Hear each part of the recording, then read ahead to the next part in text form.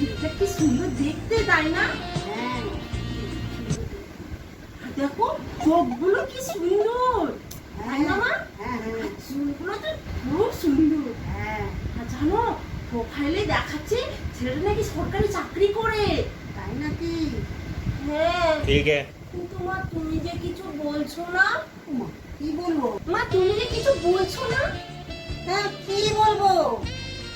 মা এবার তো আমার 30 বছর বয়স হলো নাকি, এবার তো তোমরা বিয়ের কথা ভাববে। হ্যাঁ নিজে অশান্তিতে থাকতে পারছি না, আবার একজনের বাড়িতে অশান্তি বয়ে দিয়ে আসবো। আগে নিজে ব্রাশ করা প্র্যাকটিস কর, তারপর বিয়ের কথা ভাববি। বিয়ের কথা